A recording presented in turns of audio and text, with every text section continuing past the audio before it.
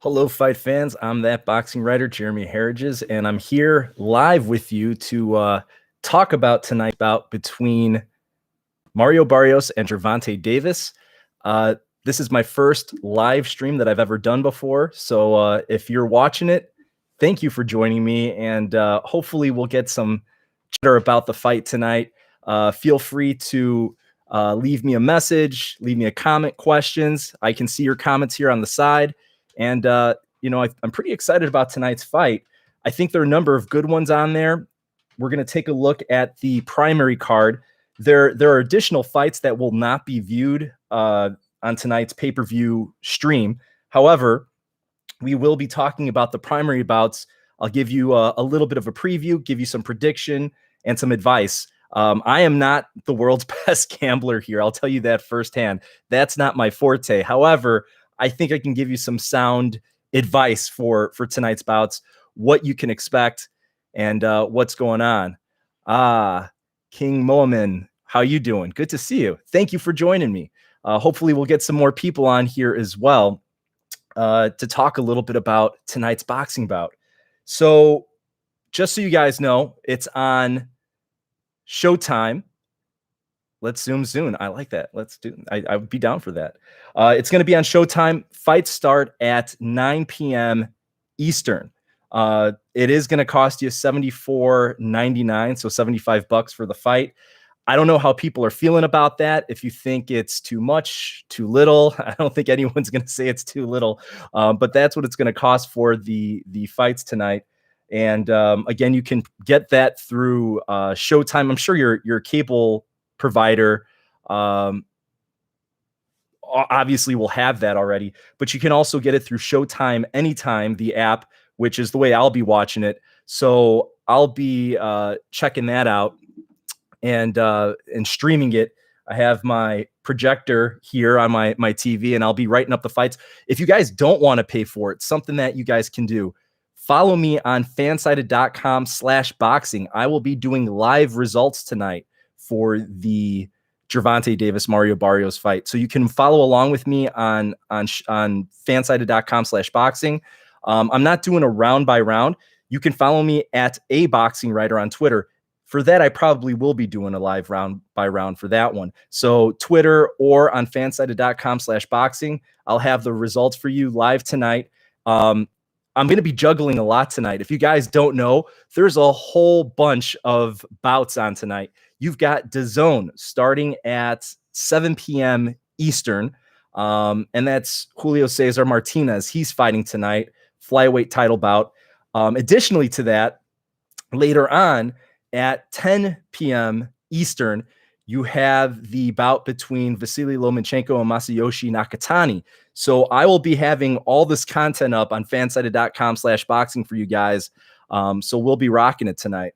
But let's talk about the Showtime card. That's the one that people are paying money to watch. Obviously, if you're paying money too, if you have ESPN Plus, so you're paying for that Lomachenko fight as well, but significantly more for the pay-per-view bout for Gervonta Davis. So I believe the running order is going to be Akhmedov, Mendez, and then Adames, Salazar, Lubin versus Rosario, and then Davis versus Barrios. So that's going to be the lineup tonight for the bouts. 4 bouts. That's what you're getting for your money tonight. And let's start off with the first pay-per-view card bout between Batir Akhmedov and Argenis Mendez.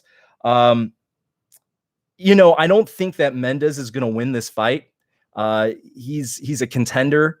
That's kind of his role. He's going to give you rounds. He's actually going to look good giving you rounds as well. But he's not that threat. He doesn't tend to knock boxers out. He doesn't have the best KO rating. I'm looking at my notes here. I have my fight notes here on the bottom.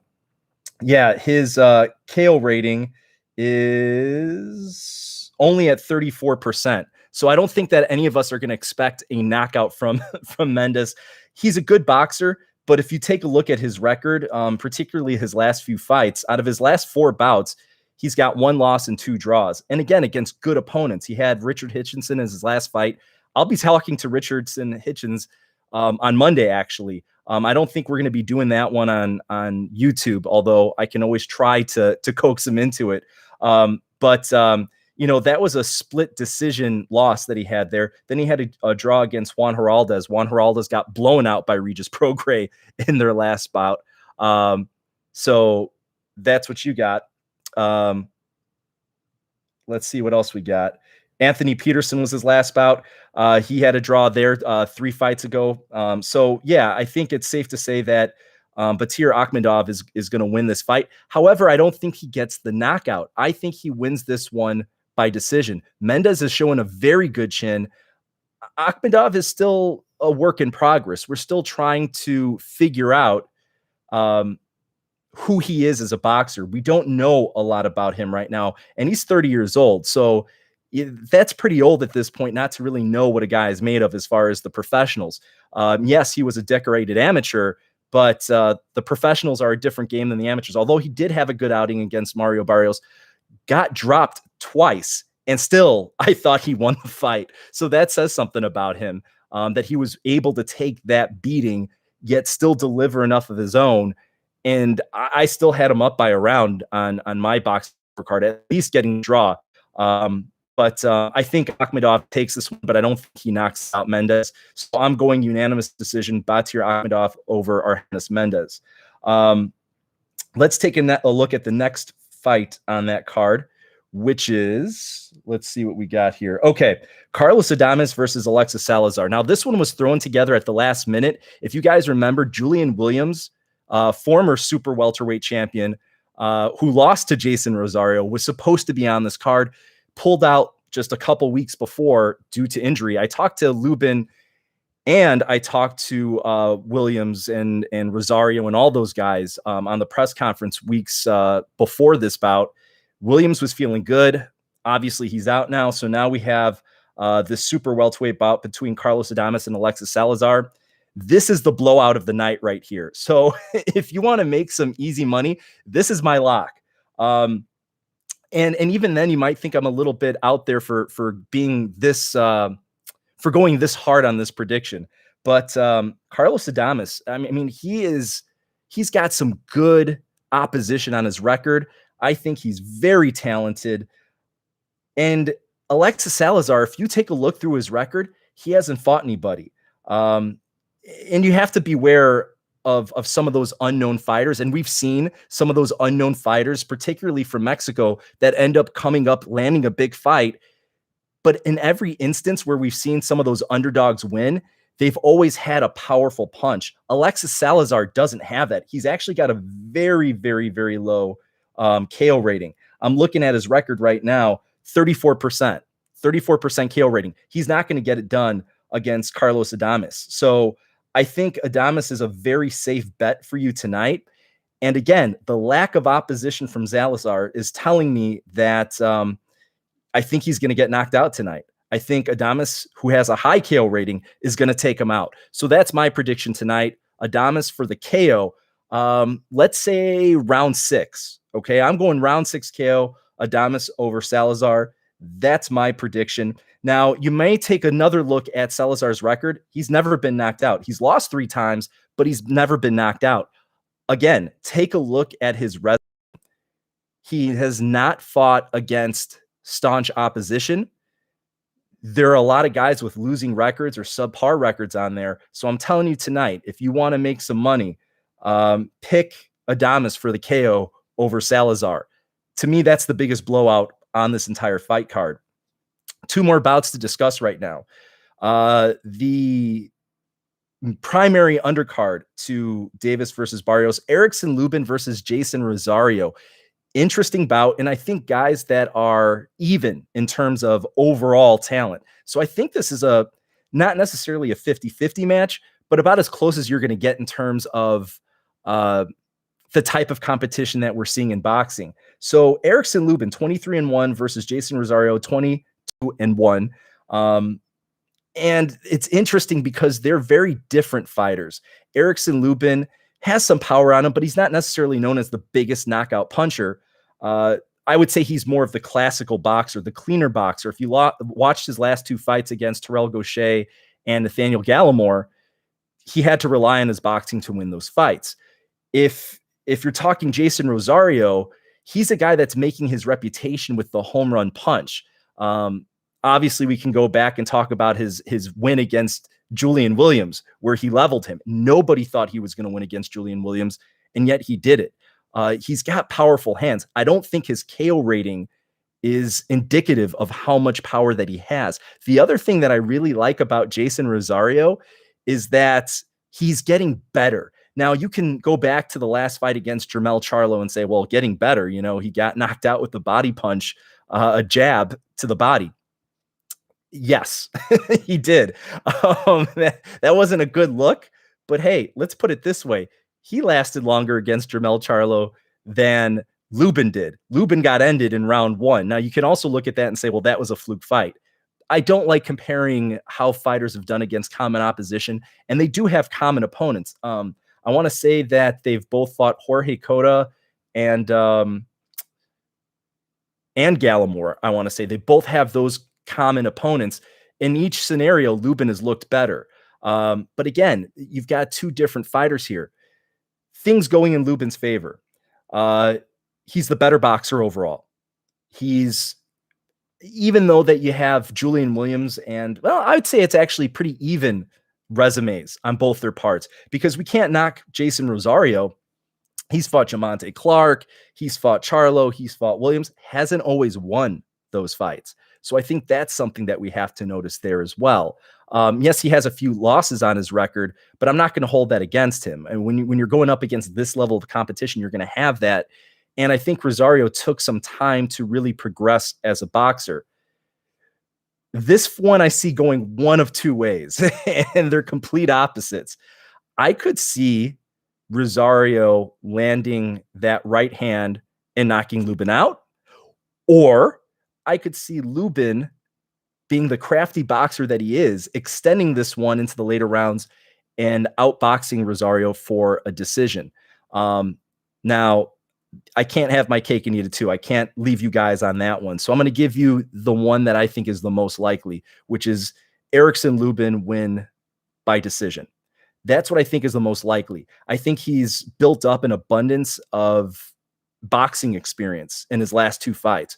Going against Gallimore, going against Gaucher, those are two very, very skilled boxers. So I think he's in this boxing mode right now, and he knows Rosario well. He used to work with Rosario's trainer. That's the other thing that we have to realize. So there is that bit of intel that Rosario has in his corner, but he's going to be looking for Rosario's right hand all night long. He knows what his weapon is. So I think he's going to play this one smart. He's going to be very defensive. Whenever you have a Rosario fight, you're expecting action. And I'm not sure that we're going to get it in this one, because I think Lubin is going to be very weary to exchange. I don't think Rosario's boxing skills are good enough to where he can really go in and take advantage on the scorecards. I think Lubin has better movement, but it's not like it's so far better than Rosario and what Rosario can do. Reason I say that, Lubin's not particularly fast. He's thick in a muscular way, but that's not always the greatest build. He's not built for speed. Let's put it that way.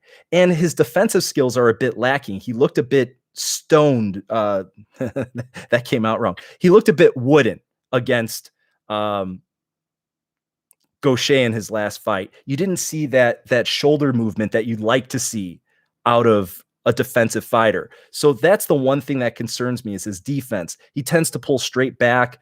And if he does that against Rosario, he's in trouble, because Rosario will connect with that right hand and can hurt him.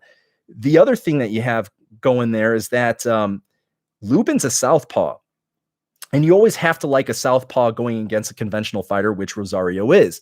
However, that puts that right hand from Rosario right in line with Lubin. And there's our catch-22. So how are we seeing this one play out?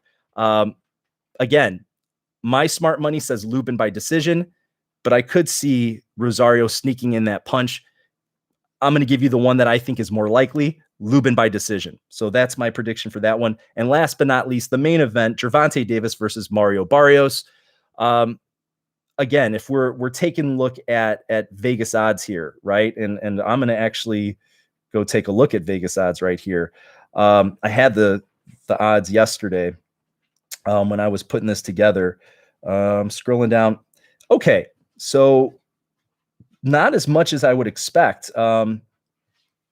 Barrios is about a 3-1 underdog right now, which I think is pretty good, all things considering that he's going up against one of the best young overall fighters in the game right now. Again, you've got Gervonta Davis jumping up in weight here, never having fought at super lightweight. He's not particularly big at 5'5". He's giving up a lot of height to Barrios.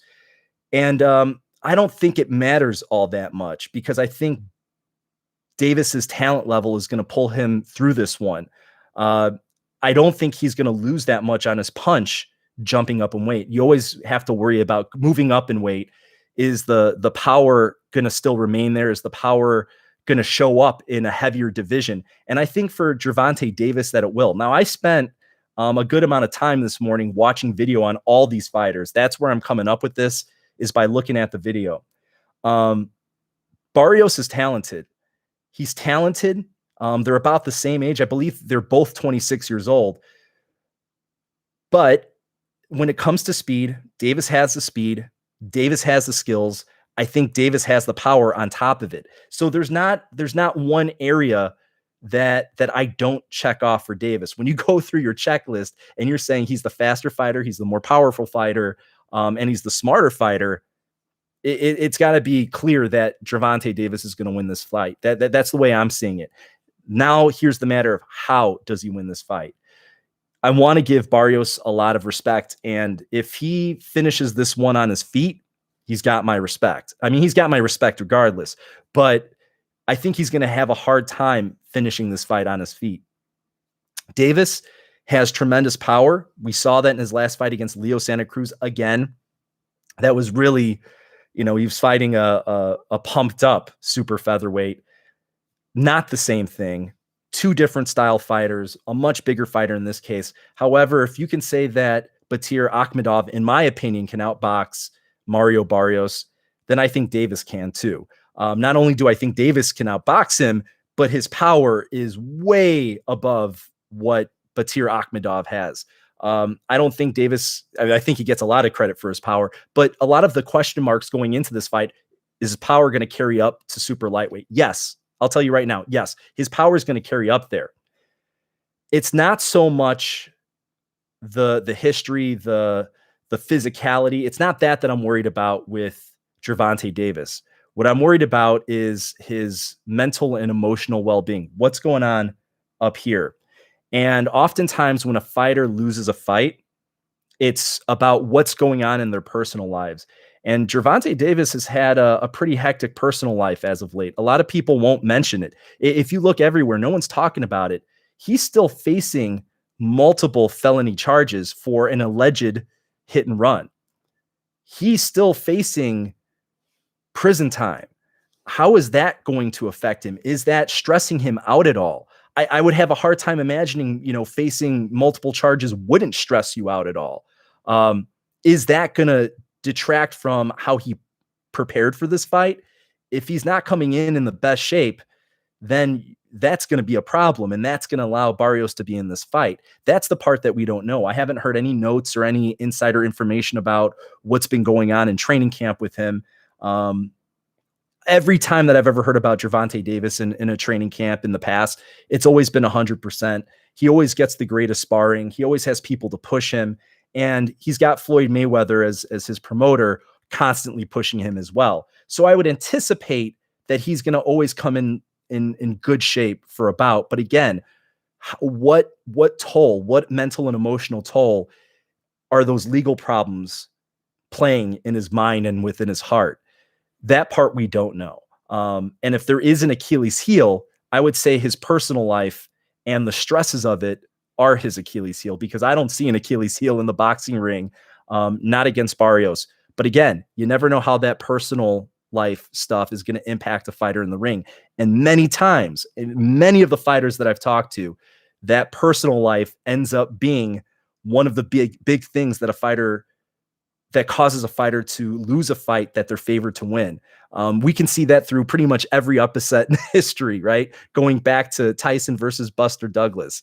Yeah, I didn't train. I didn't do this. I didn't do this. I had all these problems going on. And then I lose to a guy that's a 30-1 underdog. So you never know. That's the great thing about boxing. And again, it's not like Barrios is that far behind as far as odd makers go.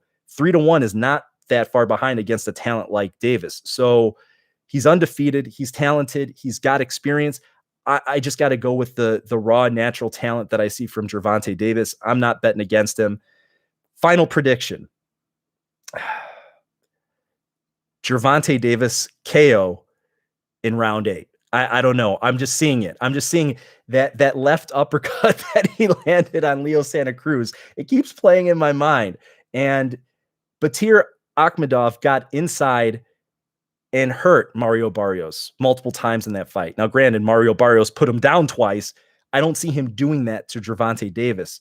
Can I see Gervonta Davis getting inside and hurting him? Yes, I can see that. So I'm going with a round 8 KO if Gervonta Davis really comes into this thing in the best shape that he can. That's my prediction. So yeah. So that's what I got. Those are my predictions. I'm seeing some comments popping up here. Phantom Brawler, you're from Chicago, right? Yes. Actually, I'm from the northwest suburbs. So I'm a good 30 to 40 minutes outside of Chicago, but the Chicagoland area. But I was born there. I was raised there for the first 6 years of my life. So there you go. So yeah, I'm a Chicago kid in the burbs. Good question. I like that. Anybody else? Anything before we sign off here for my first live video? I've never done this before. If you guys like it, once this thing is up, make sure that you like it. Make sure if you haven't subscribed that you subscribe.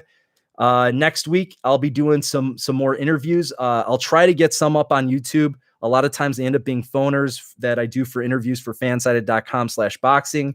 And then, of course, we will be talking in the future about some of those big bouts. I haven't said anything about Spence versus Pacquiao. I've talked a little bit about Deontay Wilder versus Tyson Fury. I think that's the one that's got everybody's imagination running wild about how that fight's going to play out. So I'm definitely going to have a ton of content in that. And yes, I'll mix in some stories from my past experiences in Deontay Wilder's camp. I believe I've been to like 4 or 5 different fight camps of Wilder, somewhere in that realm. Actually, if you look over my shoulder right here, those are Deontay Wilder's gloves, and then right next to it is hand wrap from a sparring session that he had years ago. So I'll give you a little bit of my insight as we get closer to that, and hopefully I'll be going to that bout. So hopefully I can bring you guys some live coverage when that one comes near.